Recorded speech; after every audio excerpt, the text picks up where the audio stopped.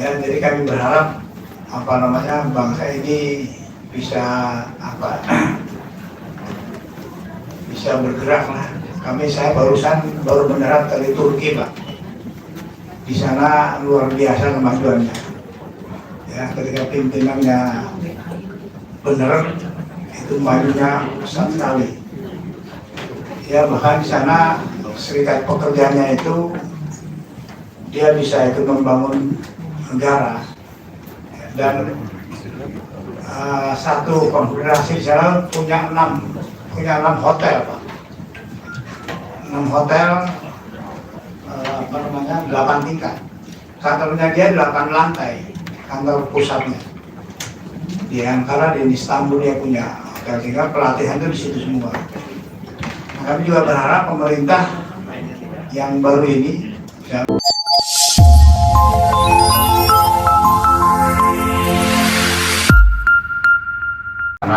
saya mengaturkan terima kasih atas kehadiran teman-teman sebagaimana yang disampaikan secara lisan kepada saya oleh Ketua PPMI Padai bahwa akan ada audiensi. Ya, ketika itu saya masih di Timur Tengah, jadi saya bilang silakan dikoordinasikan dengan teman-teman di sekretariat. Pada prinsipnya tidak ada upaya untuk melakukan penolakan. Kalau ada yang namanya mau audiensi, kita akan terima secara. Saya kemarin tiba dan saya diberitahukan bahwa Pak Daeng sudah memaksakan harus hari ini. Jadi kita hari ini dari Bapak Panmus tadi saya bilang ya saya harus ke ini dulu. Ada teman-teman dari Forum Nasional Serikat Buruh Indonesia. Ya. Karena itu ini ada catatannya. Karena itu dengan senang hati saya menerima untuk audiensi pada kesempatan ini. Ya. Sini ada Pak Daeng Wahidin, Presiden PPMI, KBMI, Pak Arif Minardi, ya, Ketua Umum DPP FSPLEM SPSI, ya,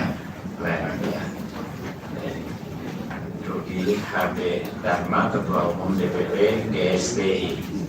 Oh, ya. Kesana, Mbak Mira Semirat, Presiden Aspirasi, ya. Pak Sunarno, Ketua Umum PPK HSBI, ya. Pak Karel Saetapi, ya. Wakil Presiden DPP KSPSI,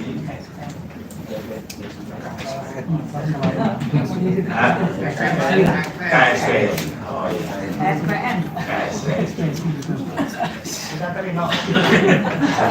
Pak Udimon, Ketua Umum DPP STMI, dan Pak Devi Arman Soeharman, Wakil Ketua Umum KSP TMKI. Oh ya. Dan Pak Dedi. Oh ya, Pak Dedi sama-sama ya. Tadi lupa tadi. Ini kalau Pak Jumur tidak hadir ya? Ada Pak Hadir, cuma putar-putar nggak bisa masuk. Oh gitu. Pak Hidayat. Ya, iya. Baik. Saya kira terima kasih banyak sekali lagi teman-teman semuanya bisa kita mengisi silaturahmi pada kesempatan ini.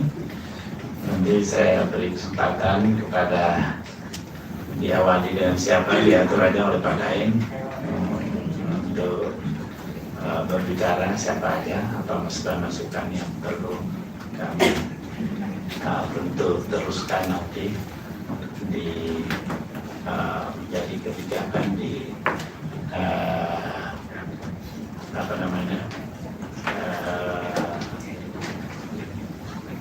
DPD RI. Ya, karena itu saya persilakan mulai ke Pak Daeng. Oke, terima kasih. Assalamualaikum warahmatullahi wabarakatuh. Selamat siang teman-teman. Terima kasih Bang Tamsin Lindrung, Wakil Ketua DPD RI yang sudah menerima urun rembuk nasional Serikat Pekerja Serikat Buruh Seluruh Indonesia. Tadi ada perubahan tadi satu karena beliau terlambat datang, Bung Dedi, Sekjen SBS ya. Dan juga kawan-kawan yang lain yang saya juga minta maaf kalau tidak bisa kita sebutkan satu persatu. Tapi di sini juga ada senior kita Bang Saud sudah ada di sini. Forum ini dilarang-larang Bang, ya kan? Pada prinsipnya nanti akan saya persilakan nanti beberapa perwakilan dari juga ada Bung Rusdi dari Bilan ya, tapi tidak semua biar menghemat waktu nanti ya. Dan durasi pembicaraannya mungkin kita batasi 2 atau 3 menit karena kalau bicara semua ini yang hadir doang ini udah 100 lebih Pak. Jadi kalau 2 menit saja satu orang udah 1 jam. Jadi karena saya berani klaim Bang bahwa Forum Rembuk Nasional ini adalah kekuatan dari 90% buruh se-Indonesia, baik yang suka demo maupun iya dong, harus begitu, faktanya memang begitu ya kan? Oke, itu tidak berpanjang lebar, saya persilakan dulu kepada Pak Arif Minardi, Sekjen daripada KSPI, karena Bang Jumhur sebenarnya dimulai dari beliau. Silakan Pak Arif, sampaikan yang perlu disampaikan Pak. Ya, terima kasih. Bismillahirrahmanirrahim. Assalamualaikum warahmatullahi wabarakatuh. Ya, Pak Jumhur ada acara lain, jadi kebetulan langsung ada pertemuan. Jadi mohon maaf Pak Jumhur. Nah, pertama mungkin karena ini pemerintahan baru, DPD baru, DPR juga baru semua. Kebetulan kami lihat kebijakan sekarang, pemerintah sekarang lebih ramah, lebih aspiratif daripada pemerintahan sebelumnya. Ya. Maka mudah-mudahan dalam kesempatan ini masuk para pekerja itu bisa lebih jelas ya. Dan kebetulan juga undang-undang tentang Undang Cipta Kerja khusus klaster lapangan kerjaan sudah oleh Mahkamah Konstitusi sudah diminta dikeluarkan dari klaster Undang Cipta Kerja. Karena faktanya Undang Cipta Kerja juga tidak mendatangkan investor. Ya, jadi menurut saya juga malah yang ada patrol-patrol di di laut itu yang jelas, ya kan? Dan memang kami salah satu yang mendukung Pak Saidinu, ya, karena untuk bagaimana kekisruhan ini bisa kalau enggak bisa jadi provinsi Hainan Indonesia gitu. Nah itu ya alhamdulillah lah. Tapi sekarang kita bicara masalah perburuhan, kami berharap semua bisa berlaku jujur Pak. Semua DPD bisa memelopori tentang kita berpikir jernih. Kami juga tidak berpikir bahwa pengusaha harus membayar kita sekelilingnya, bukan begitu. Kami ingin pengusaha juga untung, buruh juga sejahtera, ya, bangsa ini maju. Jadi selama ini yang egois bukan kami, tapi penguasa sama pengusaha yang kong kali kong.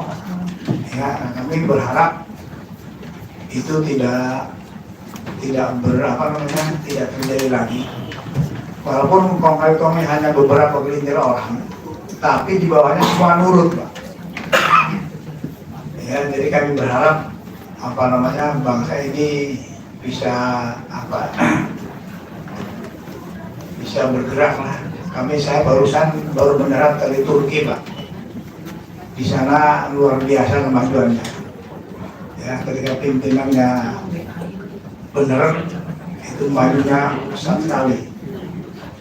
Ya, bahkan di sana serikat pekerjanya itu dia bisa ikut membangun negara. Dan satu konfederasi di sana punya 6 punya 6 hotel, Pak. 6 hotel, 8 tingkat. Kantornya dia 8 lantai, kantor pusatnya.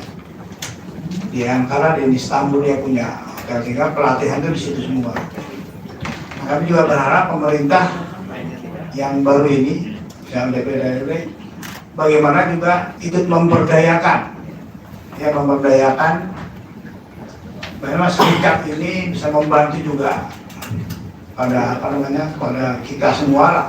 Karena sebetulnya kan pemerintah, DPR, DPD ini kan juga sebagai punya kewajiban moral untuk membina terutama kami lah, organisasi buruh di Indonesia, agar bisa juga menyampaikan mereka. Ya, kita lihat di Singapura dia punya pemberdayaan juga jalan. Ya, sehingga dengan pemerintah itu beriringan gitu, dengan pengusahanya. Kalau di sini kan kita saat ini masing-masing, jadi kuat-kuatan. Ya, kebetulan saja buruhnya memang ya kita akui lah, mungkin ada kita terpecah-pecah juga, ya, sehingga kekuatan kita tidak satu. Ditambah dengan pemerintah juga ikut menyebabkan perpecahan tersebut, kira-kira itu. Nah, kami berharap ke depan itu ini berjalan, sehingga kita juga, buruh juga, organisasinya juga bagus, ya kan, punya di luar negeri kita bisa berbicara. Karena ketika kita pergaulan di luar negeri seperti itu, Pak, kita jadi malu. Jadi benar juga, saya ke Turki itu diundang oleh mereka, dibiayain oleh mereka, oleh serikatnya. Ada 25 negara diundang oleh konfederasi di Turki, dan itu dia biayain semua. Kita diberlakukan seperti raja di sana, sehingga saya pikir karena mereka punya kekuatan dana, iurannya jalan semua, ya, dan pemerintahnya juga saya lihat juga memang pembinaannya bagus, sehingga itulah yang terjadi. Ya, mudah-mudahan ke depan, saya tidak berbicara teknis, Pak, karena teknis ya, mungkin nanti dengan pemerintah lah. Mungkin itu saja dari kami. Ya, kami berharap DPD juga berfungsi, karena kalau DPD seperti sekarang ini kan juga, ya, saya terus terang aja, DPD nggak jelas kerjanya, Pak. Di undang-undang juga enggak, memberi masukan juga, yang saya tahu juga, ya nggak pernah digubris. Kalau kita ngadu di sini juga, ya kalau perlu, kalau memang seperti ini, kalau demo DPD yang memimpin demo, Pak, kira-kira gitu. Ya. Biar jelas DPD, Pak, supaya berfungsi, ya kan? Karena kan gajinya sama, semuanya sama dengan DPR. Tapi kekuasaannya kurang, tidak terlihat, ya, dalam upah. Upah itu kan di daerah, Pak. Tapi DPD tidak terlihat fungsinya di pengupahan itu. Jadi undang-undang kita, undang-undang tenaga kerjaan itu, upah itu ditentukan oleh bupati dan gubernur, bukan presiden, pemerintah. Walaupun pemerintah pusat memberikan arahan, ya, kemarin Pak Prabowo itu bagus lah, dia berani menaikkan 6,5%. Dikala Jokowi hanya di bawah 1%. Gitu, itu keberanian. Tapi kan kita nggak bisa berharap keberanian, tapi ini sistem, Pak.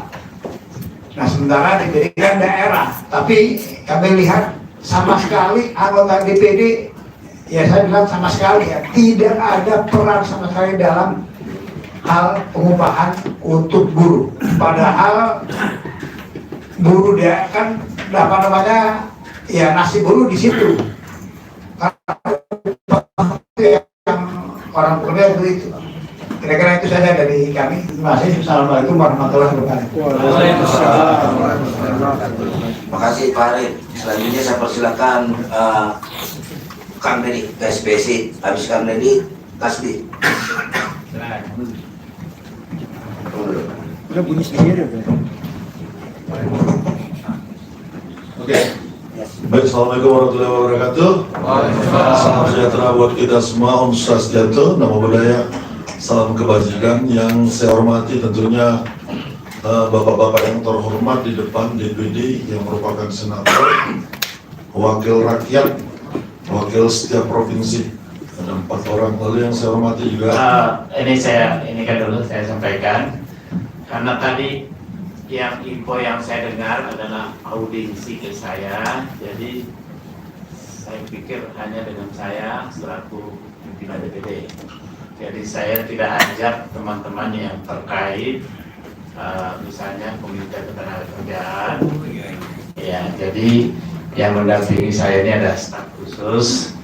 Ini Brigjen Tofir, kemudian sebelah kanan saya ini punya pengalaman di perburuan juga, baru kembali dari Belanda ya, dari Amerika ya. Nah, iya dari ini Pak Musakir Jabir, sebelahnya lagi Pak Andres yang staf khusus, kemudian wakil kepala Kabak di pimpinan DPD. Jadi konfirmasi yang hadir juga tadinya tidak sebanyak ini, tapi makanya saya tadinya mau menerima di ruangan saya ya, yang setelah menyebut jumlahnya, wah ini harus dicarikan tempat yang lain. Ini 2 kali pindah ruangan. Tadi pertama ruangannya disiapkan juga cuma 40, tapi karena bertambah ya disiapkan yang lebih luas lagi. Ya, jadi itu. Ya, lanjut Pak Dedi. Siap Bang. Jadi pertama Bang, saya mau mengatakan terima kasih karena kami sudah diterima dengan banyak orang. Ini luar biasa. Ini ketika DPD ini ada, lembaga ini mungkin ini baru pertama kali kami Serikat Pekerja Serikat Buruh diterima oleh DPD ya. Artinya ini personality, bukan lembaganya Bang ya. Terima kasih atas waktunya. Nah, lalu juga yang terhormat kawan-kawan perjuangan, kawan-kawan Serikat Pekerja Serikat Buruh. Nah, ketika bicara kita audiensi hari ini Bang, karena saya agak sedikit mundur ketika persoalan perburuan dipaksakan jika jadi undang-undang itu sebenarnya sebuah persoalan di mana pemerintah terdahulu memaksakan dengan waktu yang singkat, lalu memaksakan undang-undang dan undang-undang itu jadi. Kemudian ketika undang-undang itu jadi, undang-undang itu lebih buruk Pak daripada undang-undang yang ada terdahulu, undang-undang 13 itu. Nah, lalu kemudian kami melihat begini, kami datang ke seluruh lembaga yang ada di negara ini, termasuk DPD saat itu, kita harus datang Pak. Kita ingin tupoksinya kawan-kawan DPD ini bisa juga, karena DPD ini kan wakil rakyat juga. Kebetulan kami rakyat dari komunitas buruh, ada persoalan. Kami datang saat itu ke Pak Lanyala Maliti kalau nggak salah itu Pak, dengan Pak satu lagi yang mantan Marin, kita sampaikan persoalan-persoalan perburuan kaitan dengan undang-undang. Nah, saya mau katakan begini, nggak boleh lagi ke depan karena ini sudah ada putusan MK bahwa undang-undang kita yang dibikin terlalu cepat, dibikin terburu-buru dengan alasan investasi tidak tumbuh, lalu kemudian digugat. Ini kan sebenarnya mempermalukan pemerintah sebenarnya. Kenapa? Karena pemerintah membuat undang-undang kan ada naskah akademik, ada DIM-nya. Berarti di mana mereka melakukan nggak pekerjaan untuk melakukan kajian-kajian? Ini kan enggak. Dan karena undang-undang terburu-buru digugat, undang-undang ini batal karena MK. Nah, maksud saya kita belajar dari yang terdahulu Bang, bahwa karena ada tupoksi DPD ini kaitan fungsi pengawasan terkait dengan implementasi undang-undang yang sudah berjalan.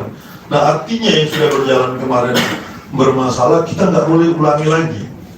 Nah, kita nggak boleh ulangi lagi karena hari ini MK itu mengatakan undang-undang harus dibikin undang-undang yang baru, kira-kira begitu, undang-undang tenaga kerja. Dan ini udah masuk prolegnas Pak untuk 2025. Ada 3 undang-undang yang masuk, undang-undang PRT, lalu undang-undang buruh migran, lalu undang-undang tenaga kerjaan. Dan kita mau undang-undang tenaga kerjaan ini nggak boleh lagi kita tidak bicara kaitan dengan penegakan hukum dan perlindungan.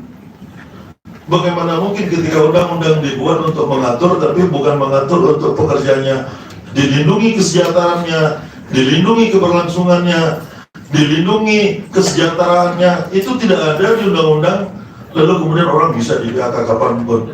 Nah, kita mau undang-undang itu betul-betul ketika dibuat ada perlindungan, ada penegakan hukum, ada kesejahteraan. Kan kita sama-sama ketahui Bang, dari program hari ini juga program pemerintahan Prabowo Mas Gibran bahwa ada 8 asal citanya dan kemudian ada 17 prioritas di situ, ada penegakan hukum, HAM, lalu kemudian ada pengentasan kemiskinan, ada kesejahteraan. Kita mau dalam membuat undang-undang ini DPD mengawal karena kan fungsi legislasinya juga ada, walaupun mungkin saya lihat masih abu-abu di situ itu kawan-kawan DPR. Kita ingin DPD karena DPD ini adalah dewan senator lah kalau saya bilang, ini kan bisa bersuara sebenarnya, walaupun mungkin suaranya seperti dikatakan Bung Arif tadi tidak terlalu kencang, tapi atas nama rakyat. Atas nama rakyat kan harusnya bisa kencang nih. DPD kami akan berada di belakang kawan-kawan DPD kalau DPR ini tadi tidak mau mendengar suara rakyat, terutama terkait undang-undang tenaga kerjaan kita. Investasi tumbuh setuju, bukan menolak serikat pekerja serikat buruh. Nggak ada yang mengatakan kami menolak investasi, enggak. Kita investasi tumbuh setuju, pengusaha sukses setuju, tapi nggak boleh pekerjanya diabaikan haknya buruh ini hari ini Pak, betul-betul keberlangsungan orang bekerja, upah tidak ada kepastian. Padahal kan katanya kita sama-sama ketahui kita menuju Indonesia emas. Kalau kontraknya diputus-putus, gimana menuju Indonesia emas? Bagaimana SDM-nya baik? Saya pastikan sampai kiamat 2 detik Bang, nggak akan buruh sejahtera kalau kemudian 1 bulan diputus, 1 bulan diputus, 1 bulan diputus. Nah sekali lagi saya tidak ke teknisnya, tapi mohon nanti kawan-kawan DPD, betul-betul kami berharap kepada wakil kami, terlepas mungkin masing-masing daerah ada perwakilan DPD di sini Bang, betul-betul dikawal undang-undang tenaga kerjaan kita ini supaya jangan kemudian nanti digugat lagi, batal lagi. Negara kan malu juga Bang. Kita mau sama-sama win, negara maju, buruh juga sejahtera, Indonesia maju. Siapa nggak setuju sih Bang? Kita setuju. Jadi itu sebagai pengantar saya Bang. Terima kasih atas waktunya. Wassalamualaikum warahmatullahi wabarakatuh. Atau partai Nasdem. Silakan. Biar semuanya dulu Bang.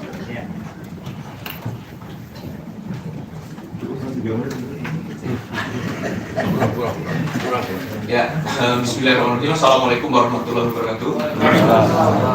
Yang saya hormati Wakil Ketua DPD RI Pak Tamsil Indru dan seluruh jajarannya yang hadir, juga kawan-kawan pimpinan konfederasi, Ketua Umum, Presiden, Sekjen, dan juga para pimpinan serikat di federasi-federasi nasional, Ketua Umum dan Sekjen atau Sekum yang juga sudah hadir. Tentu hari ini ya menurut kami juga sangat baik ya, bahagia jadi bisa bertemu dengan kawan-kawan dan juga pertama kali ya ketemu dengan DPD di pemerintahan yang baru ini. Mudah-mudahan ini nanti terjalin terkomunikasi dengan baik antara persoalan-persoalan yang dihadapi oleh masyarakat atau rakyat dengan DPD. Sesuai dengan yang tadi yang disampaikan oleh Pak Harif dan juga Pak Dedi, ya pertemuan ini sebenarnya ya kami menganggap ini sounding ya atau komunikasi tadi yang disampaikan terkait dengan putusan MK 168, gugatan Undang-Undang Cipta Kerja yang dari tahun 2020 sebenarnya kawan-kawan serikat ini sudah menolak semua Pak, hampir ya mayoritas ya. Mungkin kalaupun ada yang menerima 1% ya, menerima undang-undang Cipta Kerja. Jadi lebih banyak serikat pekerja itu sebenarnya menolak, dan bukan hanya serikat pekerja, bahkan serikat tani ataupun mahasiswa juga menolak Omnibus Law Cipta Kerja. Dari perjuangan kurang lebih 3 atau 4 tahun itu sudah berkali-kali juga digugat di MK gitu. Dan tapi ya mungkin Bapak Ibu, kawan-kawan juga tahu, jadi undang-undang itu tetap melenggang gitu. Dan terakhir setelah diuji materi ada kurang lebih 21 poin yang dikabulkan. Nah, Artinya menurut kami ini ada potensi atau peluang bagi kami bagaimana agar Omnibus Law Cipta Kerja, khususnya di klaster ketenagakerjaan ini bisa diganti. Nah, kalau kami kemarin kan meminta supaya itu dicabut ya kawan-kawan. Dan karena perintah dari MK sendiri agar kemudian bisa dibentuk aturan-aturan atau undang-undang selain dari Undang-Undang 13 dan Undang-Undang Omnibus Law Cipta Kerja. Namun setelah kami mendiskusikan banyak dengan kawan-kawan serikat, memang sebaiknya Undang-Undang Ketenagakerjaan ini sekaligus, Pak. Jadi dibuat undang-undang secara khusus, undang-undang perlindungan untuk kaum buruh. Karena memang banyak sekali di sektor-sektor lain selain industri manufaktur, pertambangan, perkebunan, tapi juga ada sektor-sektor lain yang menurut kami juga saat ini juga begitu banyak masalah. Termasuk misalnya kalau dari kawan-kawan itu ada yang bekerja sebagai Gojek ya, ojol atau driver online. Lalu juga ada kawan-kawan pekerja medis atau tenaga kesehatan. Lalu juga ada kawan-kawan yang bekerja di sektor perkebunan ya, perkebunan. Lalu juga di sektor pendidikan, karena banyak juga kawan-kawan pekerja yang bekerja di kampus-kampus atau di sekolahan yang mereka juga tidak terlindungi oleh undang-undang, baik Undang-Undang 13 atau Undang-Undang Cipta Kerja. Nah, karena mungkin banyak sektor-sektor lain juga, termasuk kawan-kawan pekerja media, yang juga atau industri kreatif yang saat ini banyak yang memang tidak terlindungi, Pak. Jadi sekaligus karena ini pemerintahan baru, saya pikir tidak ada salahnya untuk dibuat undang-undang yang baru, undang-undang untuk perlindungan kaum buruh secara umum.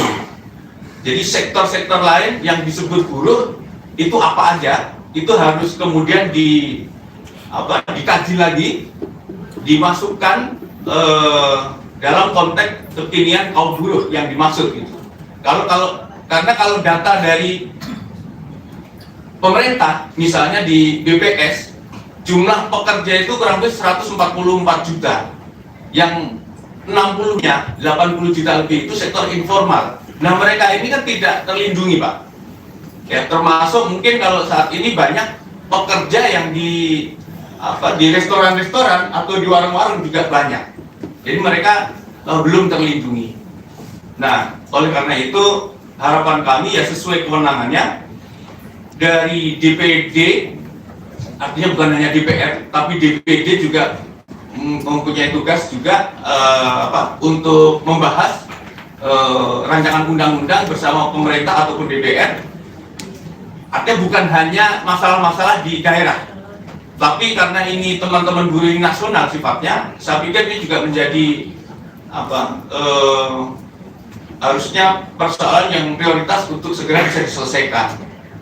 Nah, mungkin itu yang dapat kami sampaikan, dengan harapan mungkin nanti teman-teman juga bisa menambahkan yang berkaitan dengan sektor-sektor. Terima kasih.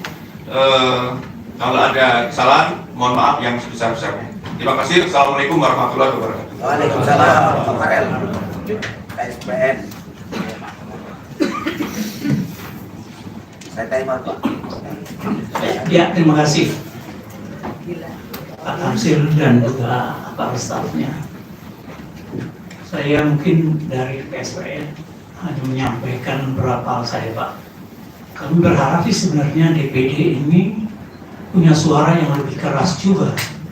Karena dengan kedatangan kami begitu banyak pada hari ini sebenarnya mau mengangkat DPD supaya punya suara, Pak, di forum. Kita bangga. Ya, kami datang meyakini supaya DPD ini benar-benar suaranya didengar gitu, di paripurna ataupun apapun di sidang-sidang di DPR ini menyampaikan suara buruh. Walaupun di daerah pun banyak contoh saja yang kami sedang hadapi sekarang ini di Seritek, rekan-rekan kami PT Seritek. Nah, saya tidak tahu DPD bagaimana menyikapi ini. Seritek, ya, ini luar biasa, Pak. Saya lihat pemerintah ini pada saat terjadi kehancuran listrik ini sebenarnya dari awalnya sebenarnya paham, tapi begitu sudah nilai utangnya sampai 38 triliun itu luar biasa, baru tahu sekarang ini Pak sebenarnya udah paham. Ini tekstil maksudnya Pak, ini padat karya yang benar-benar menampung pekerja yang cukup banyak. Ya kita lihat sampai sejauh mana pemerintah ini melindungi tekstil ya terutama ini. Nah, teman-teman kami ya TPT ini ya kemarin itu ada permen dagangan nomor 38 itu yang 2024 yang baru itu yang juga bermasalah. Itu juga perlu menjadi perhatian juga, dan juga banyak mafia-mafia yang saya lihat juga. Jadi saya perhatikan buruh ini jadi bukannya tambah baik sekarang ini malah tambah miskin, hidupnya tambah sengsara Pak. Ya, jadi DPD ini saya minta keluarkan Pak, kami dukung Bapak. Ya, kami di depan, bukan di belakang lagi, di depan Bapak. Gitu. Ya, di depan. Makanya kami suarakan ini supaya DPD benar-benar didengar. Gitu Pak. Langsung saya terus terang saja, rekan-rekan kami ini nasibnya sudah sangat mensengsarakan buat buruh ini. Upah saja walaupun naik 6,5% itu nggak ada artinya Pak. Pajak naik 12%. Ya. Walaupun dibilang barang mewah, tapi dampaknya pasti kena. Ya karena kita pekerja juga. Yang memberi barang-barang itu juga kena. Perusahaan namanya, walaupun untung sedikit tetap aja bilang rugi. Ya, ini nasib. Benar-benar saya berharap pada DPD ini, kehadiran kami banyak ini, tolong Bapak juga bersuara gitu Pak. Ya, saya dukung, maksudnya teman-teman ini pasti dukung Bapak karena kita tahu di DPR ini banyak pengusaha. Pasti undang-undang itu berpihak pada pengusaha. Yakin saya. Ya. Tempatnya di mana? Ini di DPR ini undang-undang itu. Ya, jadi kalau DPD nggak bersuara, kami berharap di DPR RI, saya masih ragu. Karena pasti undang-undang ini memihak pada pengusaha, karena mereka pengusaha mayoritas. Jadi saya berharap Pak, mungkin itu yang perlu saya sampaikan kepada Bapak, dan juga banyak sekali mungkin pemerintah daerah juga matanya ditutup atau hidungnya kupingnya tuli atau gimana, ya. Padahal disuarakan dengan daerah-daerah itu tentang masalah banyak limbah Pak, pembuangan perusahaan ini Pak. Kita ini cuma dapat apa? Nampas aja Pak, masyarakat di sekitarnya. CSR-nya dari pemerintah. Jadi gimana sekarang pemerintah ini memihak pada rakyat gitu? Ya. Banyak persoalan yang saya pikir pemerintah ini semestinya harus paham tentang masalah pekerja ini sedang susah. Dan saya berharap pada DPD pada hari ini kami datang, tolong Pak, suara Bapak dikeraskan, jangan takut-takut, kami akan mendukung Bapak. Terima kasih. Wassalamualaikum warahmatullahi wabarakatuh. Dan kita selesai dulu yang federasi ya. Kita selesai dulu yang federasi, baru timbul menjalankan apa teman-teman ya. Assalamualaikum warahmatullahi wabarakatuh, Bang Tamsil yang saya hormati pada jajaran. Ini kan kami hadir di sini menindaklanjuti daripada putusan Mahkamah Konstitusi yang salah satunya harus membuat undang-undang berkaca pengalaman bahwa undang-undang Omnibus Law Cipta Kerja yang sebelumnya itu diputuskan di tengah malam buta tanpa juga melibatkan stakeholder dalam hari pekerja buruh, maka kami minta peran yang cukup besar dari DPD, meskipun tadi disampaikan oleh kawan-kawan DPD tidak diberikan ruang yang cukup ya untuk bisa bersama-sama bangsa untuk memberikan atau memperjuangkan rakyat. Namun melalui Bang Tamsil, harapannya nanti disampaikan oleh Bang Tamsil kepada ketua DPD, kepada ketua DPD dan juga wakil-wakil ketua yang lain dan juga seluruh anggota DPD untuk yuk bersama-sama supaya ini tidak lagi terulang. Bagaimana undang-undang yang akan dibuat, terutama undang-undang ketenagakerjaan, harus melibatkan partisipasi publik dalam ini stakeholder, yaitu pekerja buruh. Ini yang sekali lagi menjadi pelajaran yang paling berharga bagi kita semua. Dan yang kedua, poin daripada undang-undang yang nanti akan dihasilkan adalah terkait dengan hubungan kerja, mengingat perubahan sektor industri dulu sangat luar biasa. Tadi sampaikan juga disebutkan bahwa salah satunya ada pergeseran banyak sekali pekerja-pekerja informal yang belum juga tercover di dalam undang-undang cipta kerja. Harapan saya nanti isi daripada Undang-Undang Cipta Kerja atau Undang-Undang Tenaga Kerja apapun namanya itu yang terkait dengan tenaga kerja itu harus adaptif dengan tantangan industri dan juga ujungnya adalah hubungan kerja yang harus diatur agar buruh tidak dirugikan. Dan sekali lagi dengan sangat hormat kepada Bang Tamsil untuk berani ketua dan wakil ketua DPD meskipun itu perannya sangat sedikit ya, tapi nggak usah khawatir Bang, kami di sini sudah memberikan kode yang cukup keras bagi DPR RI nanti dan pemerintah. Kalau misalnya tidak didengar ya kami yang akan melakukan perlawanan nanti di depan gedung DPR. Terima kasih. Silakan Bu Brodi. Ya kebagian juga lah. Assalamualaikum warahmatullahi wabarakatuh. Tamsil, saya Rudi Abedahman, Ketua Umum Gabungan Serikat Buruh Indonesia. Jadi saya kasih prolog sedikit biar lebih gamblang. Jadi kami hampir 80 federasi dan konfederasi sebenarnya dalam rangka menyikapi tentang putusan Mahkamah Konstitusi, terutama adalah teman-teman serikat ini kan sudah berjuang hampir 4 tahun lah menolak Omnibus Law yang tetap dipaksakan oleh rezim Jokowi ya. Meskipun sudah diputus yang bersyarat, dibikin perpu gitu kan, tetap dijalankan gitu. Dan kebetulan ada putusan yang baru yang disebut putusan MK 168, saya kira Bapak-Bapak semua sudah tahu. Di situ salah satu pertimbangannya adalah dimintakan kepada pembuat undang-undang, pemerintah dan DPR untuk mengeluarkan klaster ketenaga kerjaan itu di dalam Omnibus Law dan dibuat undang-undang baru. Nah, merespon itu kami dari Serikat Pekerja Serikat Buruh sebenarnya sudah bikin namanya Forum Buruh Rembuk Nasional. Hampir tadi Pak Presiden PPMI ya, Pak Daeng yang amat mulia ini sudah menyampaikan bahwa kita sudah bikin tim kerja Pak. Ya, tim perumus, jadi Serikat Pekerja bersatu ya, dan menyusun itu.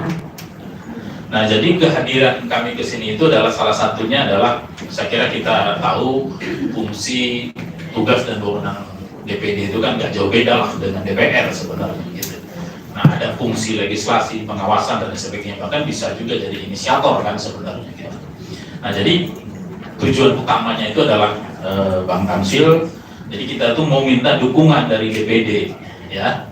Minta dukungan dari DPD apa yang dilakukan oleh teman-teman serikat pekerja, serikat buruh dalam rangka memperjuangkan undang-undang yang baru.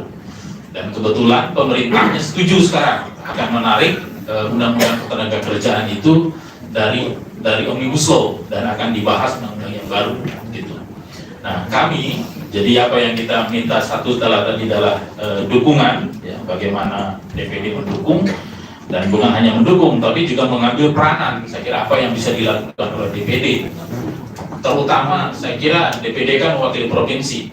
Nah, harapan kita itu salah satu dukungannya nanti Pak Bang Tamsil meneruskan ke anggota-anggota DPD dari berbagai daerah. Bahkan mungkin kita bisa menjadwalkan ketemu dengan seluruh anggota DPD, terutama yang di Pulau Jawa ini Pak, yang mayoritas buruh ada di Pulau Jawa.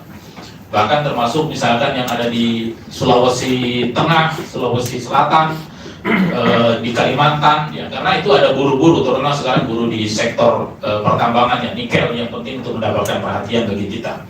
Nah, bisa ketemu, dan yang lain adalah juga DPD-nya bisa bicara, saya kira atas nama senator gitu ya, mewakili daerahnya yang mewakili buruh, seperti yang disampaikan itu yang saya kira kita minta.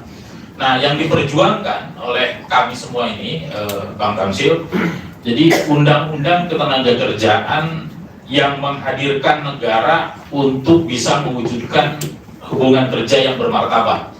Tidak seperti di zamannya 10 tahun era Pak Mulyono. Ya. Jadi tidak seperti itu gitu. Ya, itu yang diharapkan. Dan kita sebenarnya juga ingin meminta pemerintah, walaupun setuju itu, dia berniat, sudah menyampaikan sama kita, berniat juga akan melibatkan buruh, tapi bukan melibatkan hanya meminta aspirasi. Kalau serius pemerintah ingin melibatkan serikat pekerja, serikat buruh dalam proses penyusunan, melibatkan partisipasi yang bermakna itu dilibatkan sejak dari awal, dari sejak proses penyusunan sampai bagaimana pembahasan dengan DPR gitu. Saya kira itu yang yang paling pokok. Jadi datang ke sini nanti kalau substansi, saya kira kita berharap nanti bisa menjalankan ulang teman-teman dari tim perumus, teman-teman dari Serikat Pekerja bahkan bisa memaparkan gagasan-gagasan detail kita tentang masalah ketenagakerjaan dengan seluruh anggota DPD. Jadi mohon dengan hormat ke Bang Tamsil mungkin bisa menjadwalkan nanti kita bisa bertemu dengan seluruh DPD untuk presentasi dan sekira bisa dapat dukungan konkret dari anggota senator yang amat terhormat. Sekian dari saya itu saja. Terima kasih. Billahi taufiq wal hidayah. Assalamualaikum warahmatullahi wabarakatuh. Terima kasih Bung Rudi. Selanjutnya saya persilakan jauh-jauh dari Kalimantan Selatan ini. Ini sama koper-kopernya masih ada di sini. Ini luar biasa. Silakan Bung Timon dari SBNI. Baik, assalamualaikum warahmatullahi wabarakatuh. Terima kasih diberi kesempatan untuk bicara. Yang saya hormati Dewan Perwakilan Daerah Republik Indonesia. Yang saya hormati teman-teman pimpinan Serikat Pekerja Serikat Buruh, pimpinan Konfederasi Serikat Pekerja Serikat Buruh. Jadi saya rasa kita semua mungkin dari kami memang satu pemikiran dengan kawan-kawan apa yang disampaikan. Yang jelas kami hanya menyampaikan tentang dampaknya, Pak. Dampaknya memang dari Undang-Undang 13 tahun 2003 tentang kerjaan itu memang dampaknya itu sudah sangat merugikan buruh. Ditambah lagi tentang Undang-Undang Cipta Kerja yang bolak-balik ada perubahan-perubahan terus. Nah, kedepannya yang kami berharap dari DPD RI, artinya nanti kita bersama-sama jangan sampai nanti ada perubahan-perubahan terus. Karena di lapangan itu nanti berbeda-beda, Pak. Di lapangan itu sangat berbeda-beda. Ketika perubahan Undang-Undang 13 saja ke Undang-Undang Cipta Kerja, itu perubahan pun baik di pengadilan maupun di lapangan itu sangat berubah juga semua. Dampaknya ke situ. Sehingga penanganan buruh itu menjadi amburadul. Memang Undang-Undang Cipta Kerja mungkin diciptakan untuk keseluruhan buruh. Mungkin memang disengaja juga memang, makanya tadi ada muncul kan Undang-Undang Cipta Kerja sudah dimenangkan MK, tetap dikeluarkan Perpu. Memang dari Pak Mulyono mungkin sengaja juga dia memang dikeserukan juga dia gitu loh. Pak Mulyono Bu, Jokowi aja bilang ya. Namanya ngapain? Jadi memang sebenarnya karena kami yang di lapangan, Pak, kami yang di lapangan berdampak. Termasuk tentang pengawasan. Pengawasan ketika berubah-ubah itu undang-undang atau misalnya Undang-Undang 13 kalau berubah, jadi dia juga berubah-ubah sistem, sehingga memang oknum-oknum akhirnya memanfaatkan juga tentang keseluruhan Undang-Undang Cipta Kerja ini gitu loh. Jadi kami berharap ketika nanti memang ini di cluster ketenagakerjaan memang diluarkan atau disendirikan nanti, kami berharap nanti juga betul-betul artinya dikaji, betul-betul dikaji supaya tidak berubah-ubah lagi. Ketika berubah-ubah lagi nanti menjadi menjadi banci juga kan. Nah, memang sengaja nih, kadang-kadang pasal-pasal itu memang dibanci-bancikan kan, supaya memang tidak tajam gitu. Tajamnya maunya yang ke pengusaha harusnya kan. Tapi ini korban-korbannya buruh sangat korban. Nah sekarang ini sama dengan misalnya yang ada ini tentang pengupahan sebetulnya kalau sekarang ini realitanya juga dampaknya bukan berarti kita 6,5 itu terus buruh itu sejahtera, tidak juga.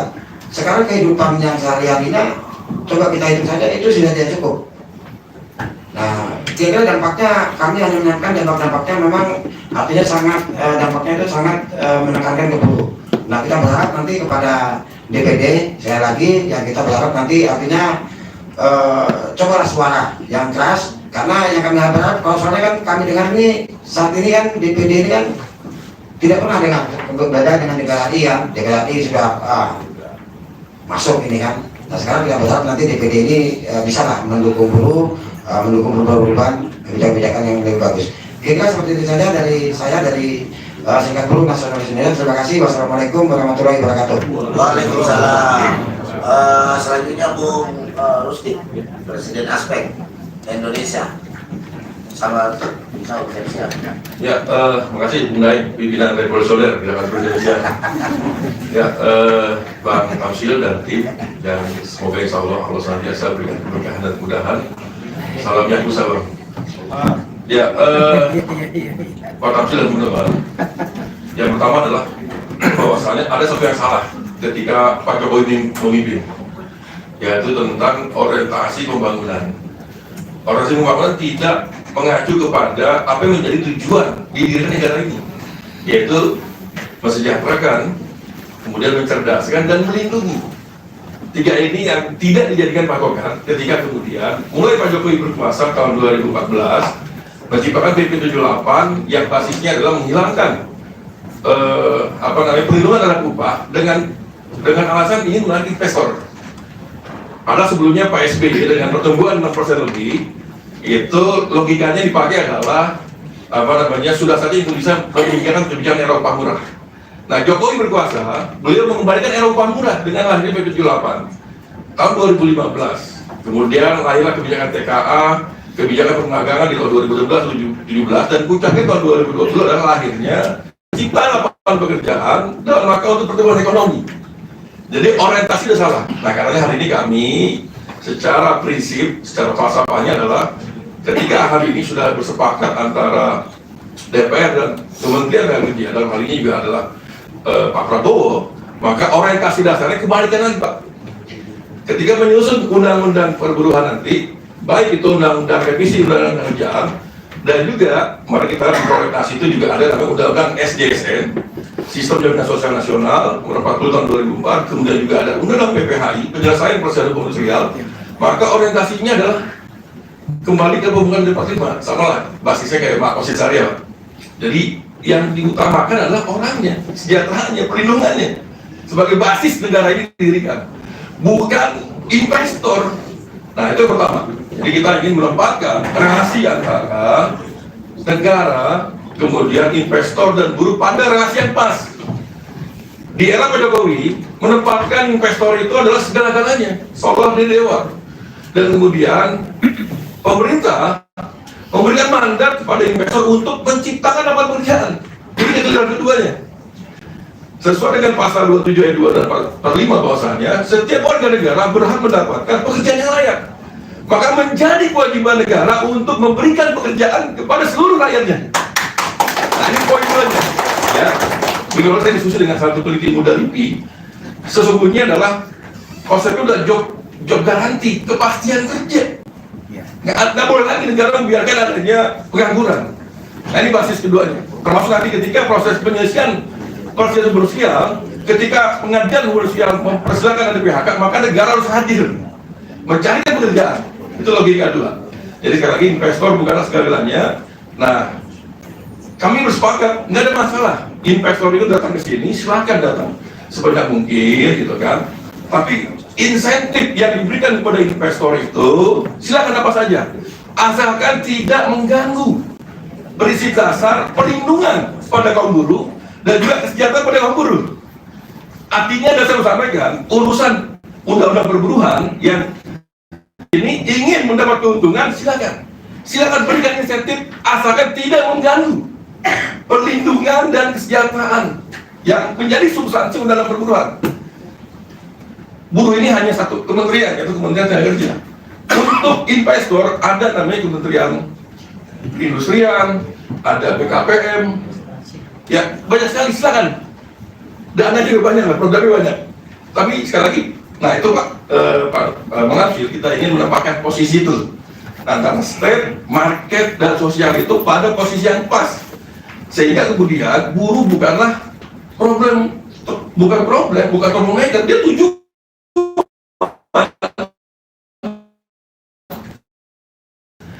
masuk dalam hal ini ya DPD, DPR RI, termasuk juga semua yang ada di negara ini. Nah, kita ingin memberikan buruhnya itu, gitu kan. Termasuk juga kalau kita bicara tentang pertumbuhan ekonomi, kita harus sepakat Pak, bahwasanya memang basis utama pertumbuhan ekonomi adalah konsumsi rumah tangga. Hampir 57%. Konsumsi rumah tangga hari ini jeblok. Sedangkan problemnya adalah ketika upah itu dihancurkan, ya, daya beli dihancurkan.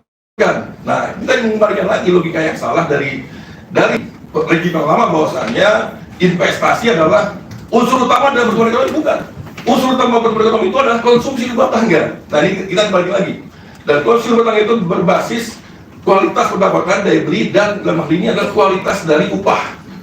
Nah, makanya ketika Pak SBY dan Gus Dur, ketika dia berkuasa, dia menaikkan upah PNS itu hampir 270%, 2 tahun.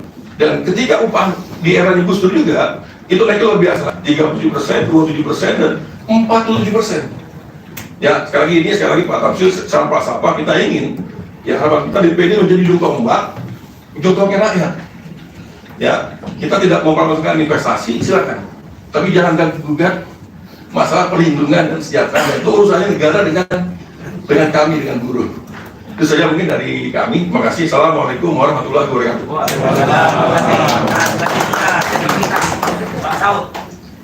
Terima kasih Pak Koordinator Urun Rembuk Nasional, Pak Daeng, Pak Tamsil yang saya hormati sebagai Polkrek di DPD. DPD ini adalah senator. Jadi betullah pertemuan ini. Kami tidak lagi sepertinya frustrasi kami sudah frustrasi menghadapi koalisi politik jahat di DPR dan pemerintah tadinya. Sekarang kami mengharapkan DPD yang senator itu, yang adalah suara rakyat bersih, suara rakyat murni, melaksanakan. Omnibus Law yang dikatakan oleh teman-teman ini adalah suatu keputusan jahat politik. Dia diputus Undang-Undang 11 2020 dan diputus oleh MK saat itu adalah inkonstitusional bersyarat 2 tahun. Setelah bersyarat dihajar dengan politiknya perpu. Padahal MK dasar hukumnya adalah unbinding. Tapi dihajar perpu. Kalah dia. Dia masuk ke dalam koalisi politik DPR. Dibikin lagi Undang-Undang 6 2022. Inilah inkonstitusional. Mutlak, bukan bersyarat lagi, mutlak. Jadi DPD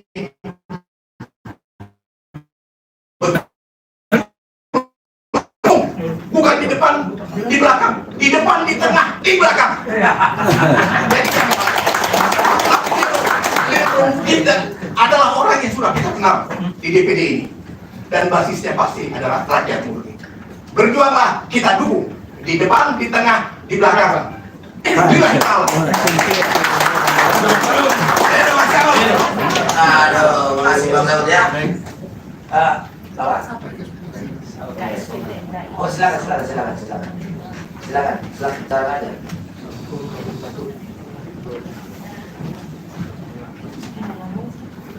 Ya. Halo, bisa. Assalamualaikum warahmatullahi wabarakatuh. Salam sejahtera semua. Terima kasih Pak Daeng sudah siap. Saya Devi Arman Saharman dari Wakil Ketua Umum KSPTKI, yaitu Kesatuan Serikat Pekerja Tenaga Medis dan Kesehatan Indonesia. Jadi kami disini meminta kepada DPD agar mohon tenaga medis dan kesehatan Indonesia itu dimasukkan ke dalam undang sebagai pekerja. Apalagi kami kan dituntut pengabdian profesional, padahal bagaimana kami mau bekerja sedangkan perut anak istri kami di rumah tidak ada dipikirkan. Bagaimana tenaga medis dan tenaga kesehatan bisa diterbangun rata, sedangkan kesejahteraan kami pemerintah tidak pernah melihat. Itu aja Mas. Terima kasih kepada Bapak Daeng dan Bapak Tamsil. Saya Dr. Sri Nurulita, mewakili KSPDMKI. Kebetulan Ketua Umum kami tidak berhalangan hadir, hanya ingin menyampaikan bahwa dalam Undang-Undang Ketenaga Kerjaan yang lama itu tenaga medis dan kesehatan belum ada.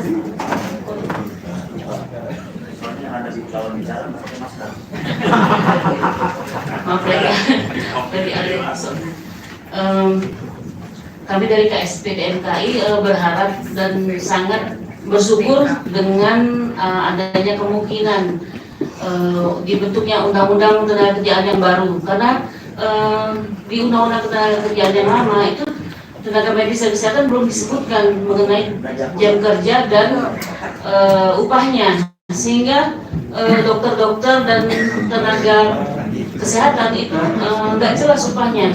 Kami rata-rata upahnya di bawah UMR, karena kami bukan berpatokan pada jam kerja, tetapi banyaknya pasien yang kami layani, sehingga jam kerja kami menjadi tidak manusia dan tidak terhingga. Jadi kami kerjanya kapan saja. Kalau ada pasien kami harus kerja gitu.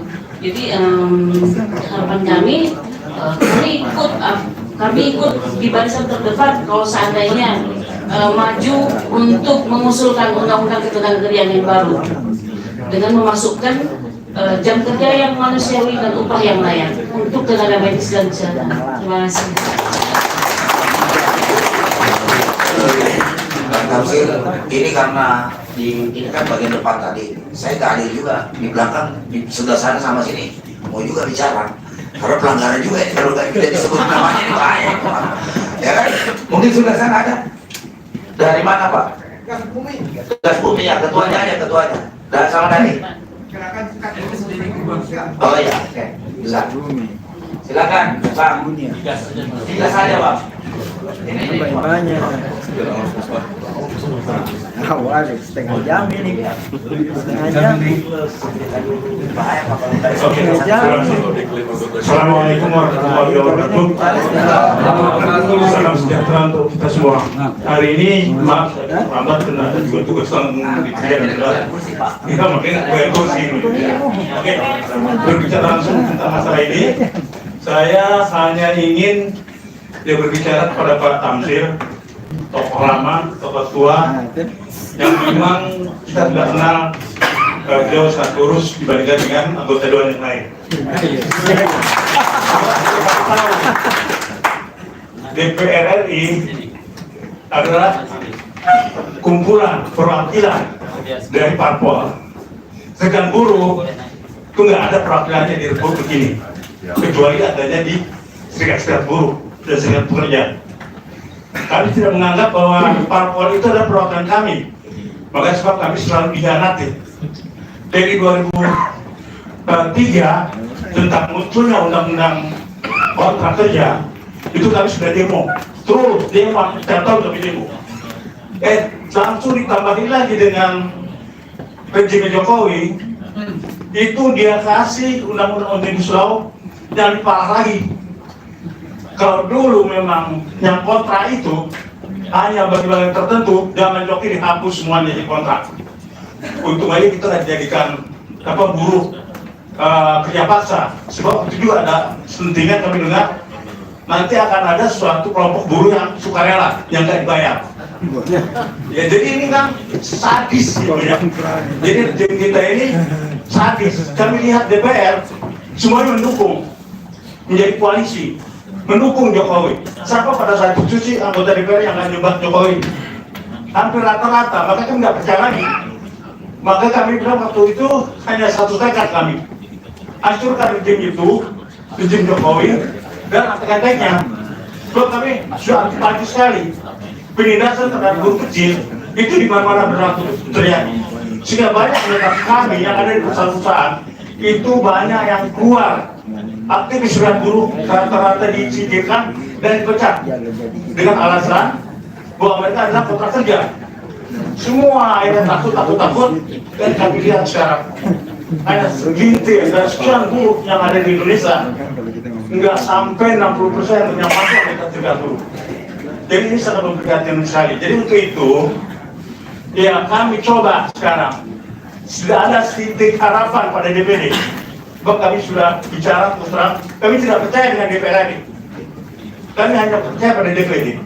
Sebab ini bagian dari koalisi Jokowi yang memang masih modelnya seperti itu aja, nggak ada titik cerah buat buruh. Kata Prabowo sendiri, kami melihat nggak jelas ini. Kami berpikir seperti 1912 dengan Jokowi.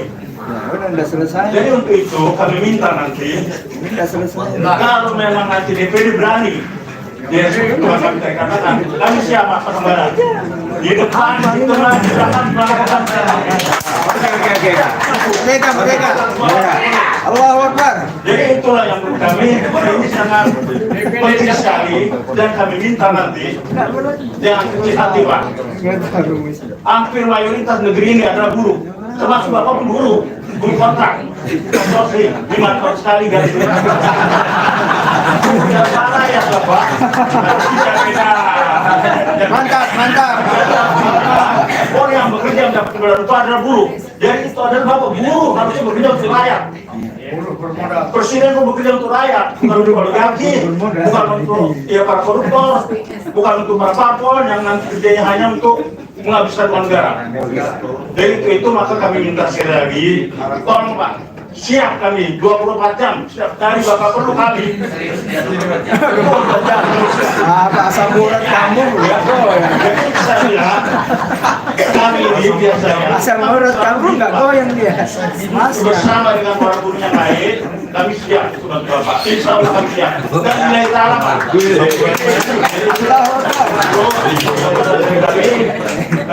Mantap Bang. Ini ada nomor yang Wassalamualaikum warahmatullahi wabarakatuh. Kami dari Gerakan Serikat Buruh Muslim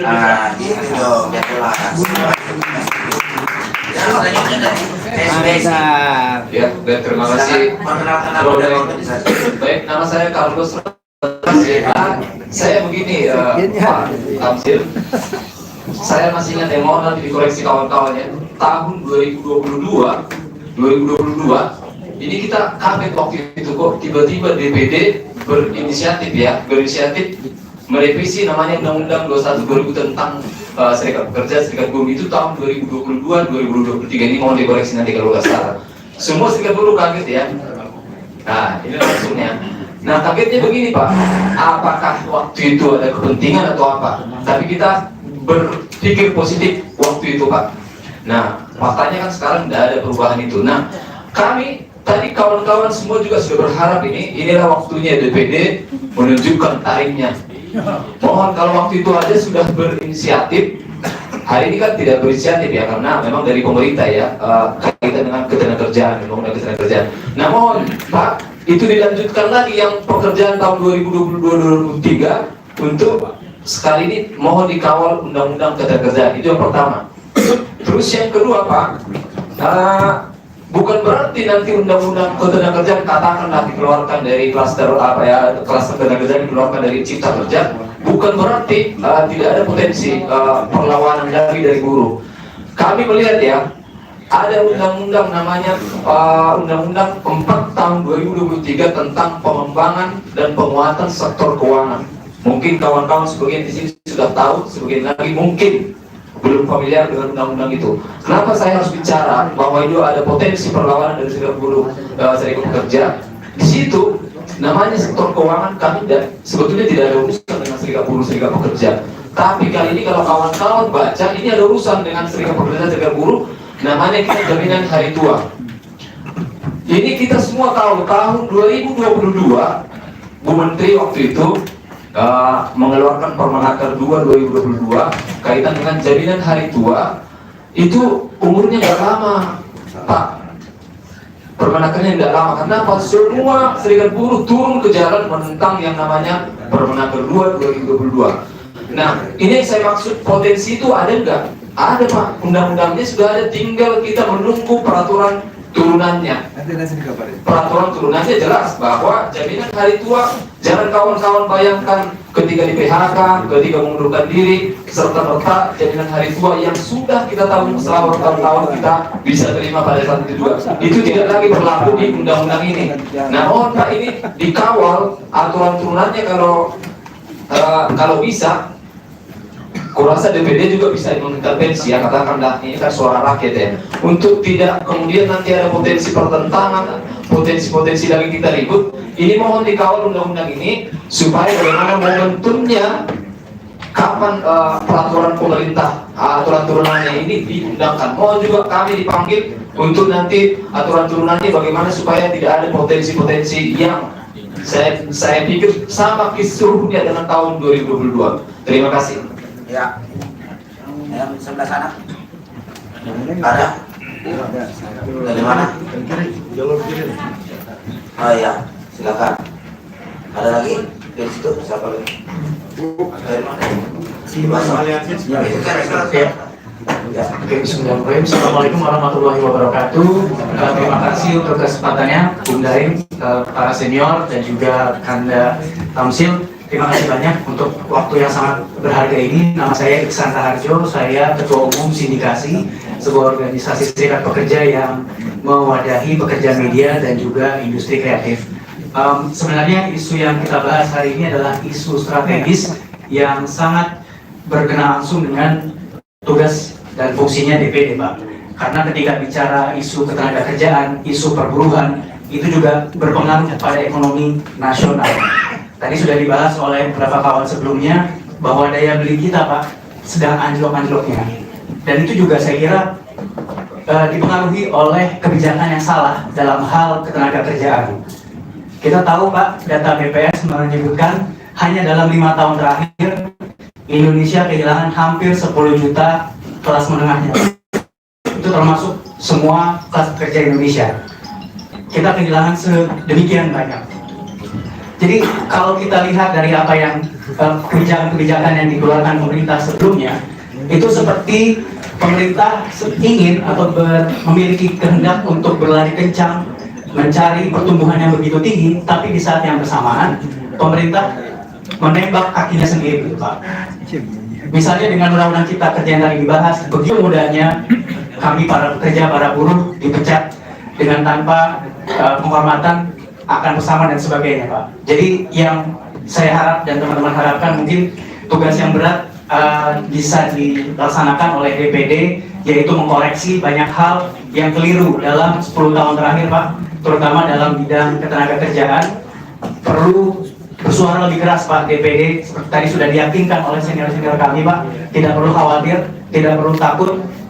Kalau perlu, Pak, misalnya Bapak ingin datang ke istana bertemu dengan Presiden Prabowo, bawa kami semua, Pak. Kami akan pastikan mendukung DPD untuk bisa dibelakang, Pak. Isu-isu strategis, Pak. Presiden Prabowo ini 8% pertumbuhan ekonomi. Kalau kebijakan tidak dikoreksi dalam bidang ketenagakerjaan, itu akan sulit, Pak. Karena tadi sudah disebutkan juga lebih dari 50% kontribusi dari PDB kita itu datangnya dari konsumsi rumah tangga. Sementara kalau kemudian kita meneruskan kebijakan upah murah, tidak akan mungkin daya beli kita mampu mendorong lebih cepat pertumbuhan ekonomi Indonesia. Mungkin itu aja dari saya. Terima kasih. Assalamualaikum warahmatullahi wabarakatuh. Terima kasih.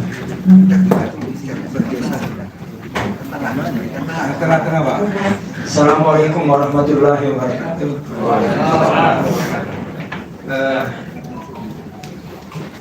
Saya dari Konfederasi Serikat Pekerja Nasional. Pada prinsipnya saya ingin meyakinkan dulu nama saya Pak Surukman Abdul Jihad. Kanda. Jadi saya ingin meyakinkan dulu teman-teman. Tadi teman-teman berusaha meyakinkan Pak Tamsil. Sekarang saya meyakinkan Anda bahwa dengan latar belakang dan pengalaman beliau, insya Allah apa yang menjadi amanah kita akan dipakai. Jadi forum ini betul-betul forum yang jangan melihat yang diterima cuma satu orang. Ini mewakili semua anggota DPD. Jadi beliau ini mewakili seluruh anggota DPD. Pada prinsipnya hubungan kerja yang sekarang selalu kita bahas ini hanya hubungan kerja pada sektor pekerja industri. Nah, jadi sangat sempit sekarang posisinya pada pekerja industri. Regulasi yang mencakup itu menurut saya justru kalau mau dibikin omnibus law-nya, omnibus law dan seluruh regulasi yang berkaitan dengan ketenagakerjaan. Jadi jangan omnibus law-nya nyampur ke yang lain-lain, tapi sektor ketenagakerjaan itu menjadi bagian daripada itu. Nah, kelemahan yang saya melihat, betul tadi ada beberapa kawan, Bung Rusdi juga bicara, bahwa adalah proteksinya yang tidak jalan sama sekali. Proteksi terhadap tenaga kerja. Lembaga yang di dalam ketenaga kerjaan yang membidangi proteksi pun, yang dikenal dengan pengawas ketenaga kerjaan, itu tidak ada yang bekerja. Jadi bukan tidak bekerja, tidak ada yang bekerja. Kalau tidak bekerja barangkali memang tidak ada kerjaan, tapi tidak ada yang bekerja. Jadi ada orangnya, tidak ada yang dikerjakan. Jadi itu yang terjadi. Jadi kalau aspek-aspek secara lengkap teman-teman sudah melengkapi semua, mulai dari aspek regulasi ketenagakerjaan. Sebetulnya kalau salah satu fungsi saja bekerja di dalam lembaga ketenagakerjaan itu yang disebut dengan pengawasan, saya rasa eliminir permasalahan itu bisa menurun sampai 40-50%. Tapi salah satu lembaga yang berfungsi mestinya mengawasi pelaksanaan regulasi tersebut itu tidak bekerja.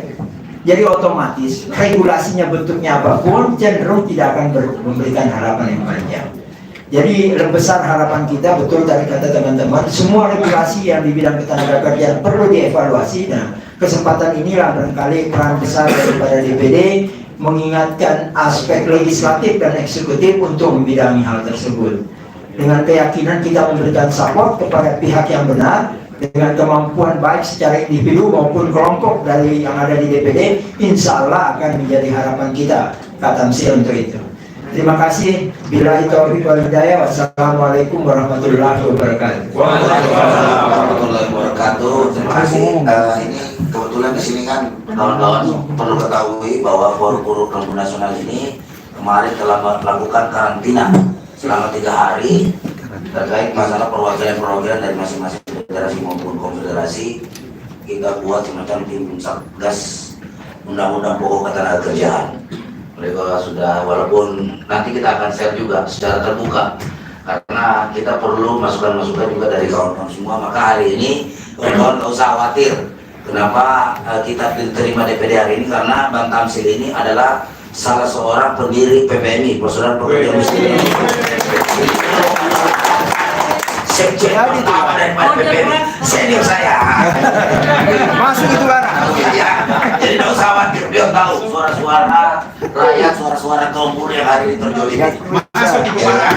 Ya, usaha.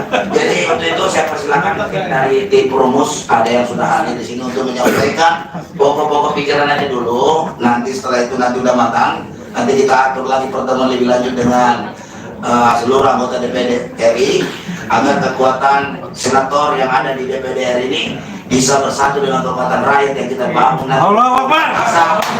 Siapapun pemerintah ataupun DPR RI untuk mengesahkan undang-undang ketenagakerjaan yang pro kepada kaum buruh. Hidup baik. Satgas. Mas Eji paling keras sebentar ya. Habis ini diproses dulu. Diproses juga ada ya. Oh iya. Atau nanti kalau terkait dengan tim Promus, kita bikin forum. Forum FGD. Spesial Mas. Tempatnya bisa di sini atau bisa di tempat di luar.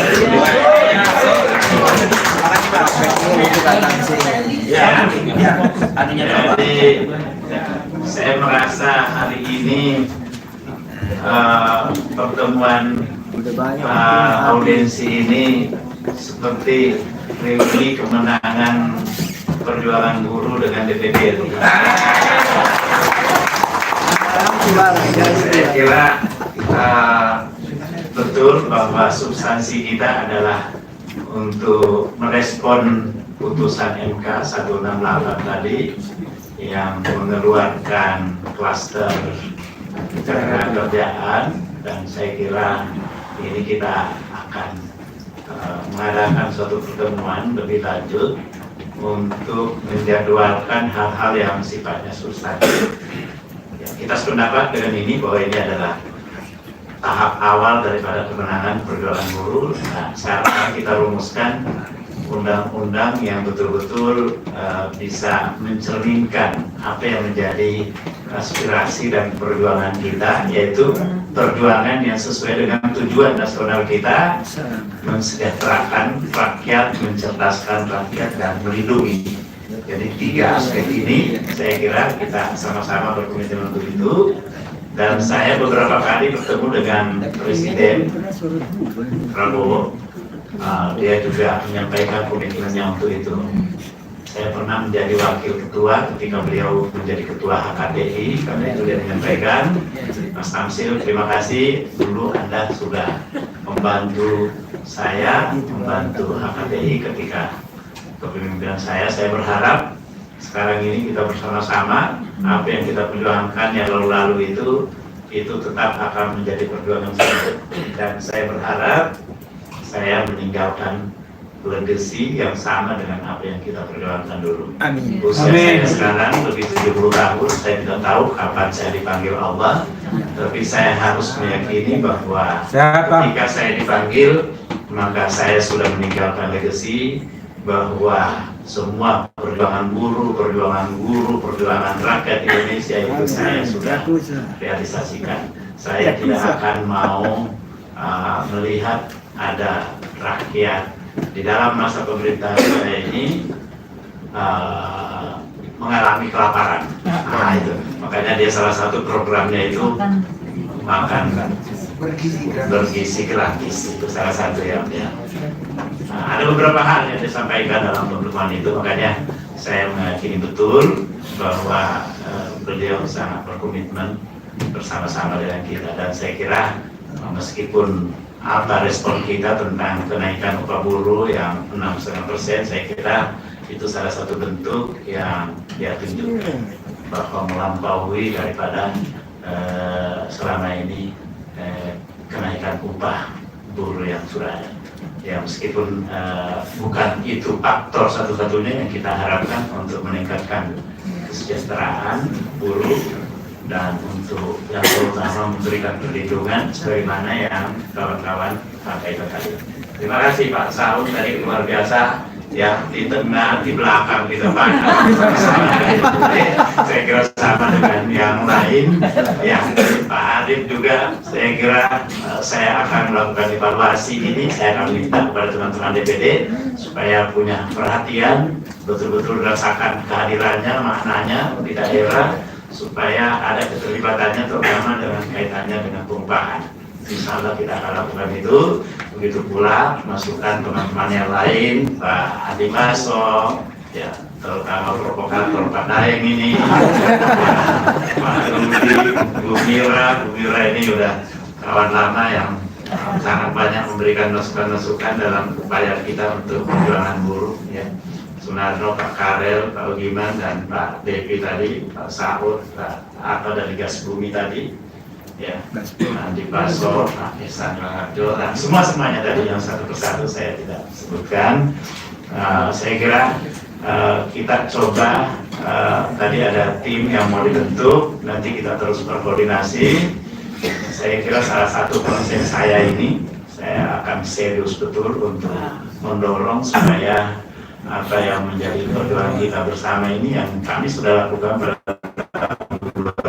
2022-2023 ya, dan banyak perjuangan-perjuangan lain yang kita rasakan ini ada indikator-indikator keberhasilannya.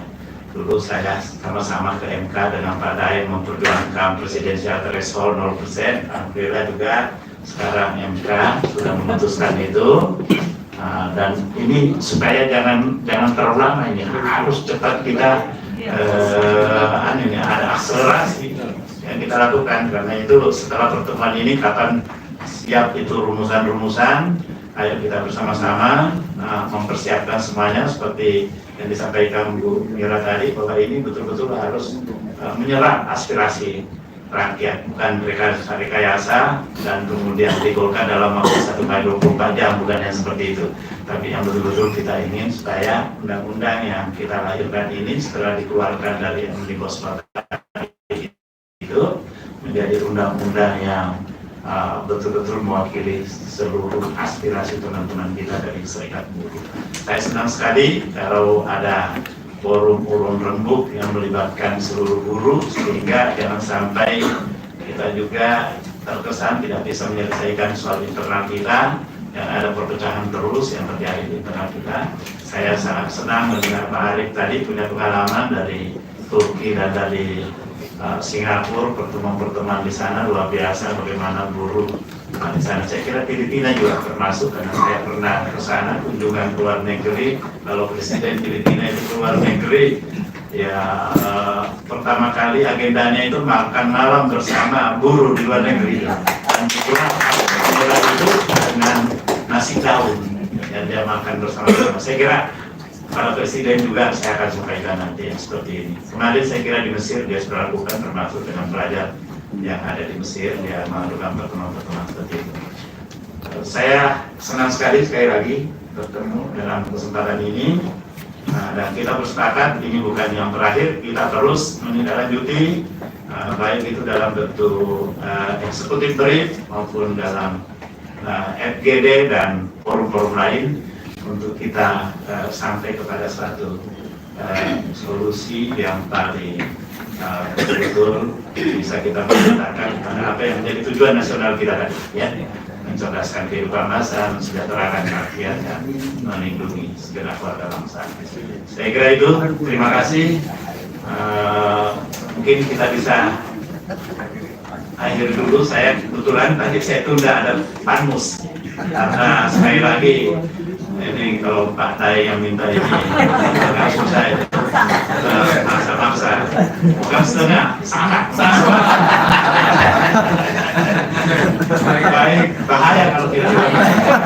Ya. Baik, saya kira terima kasih banyak ya. Di DPD semua aspirasi di sini kami bisa terima. Pak Saidilu juga sudah ke sini dan Pak Nusron Wahid. Saya kira di forum ini juga dia menyampaikan bahwa ada persoalan RT RW terhadap itu dan ini sekarang menjadi kejelasan. Jadi saya juga minta teman-teman jangan ragu, jangan takut-takut. Ayo terus kita berjuang bersama-sama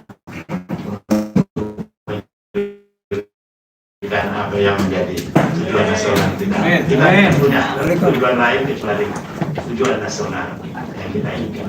Saya kira demikian. Terima kasih sekali lagi. Bila kita berwadaya. Assalamualaikum warahmatullahi wabarakatuh.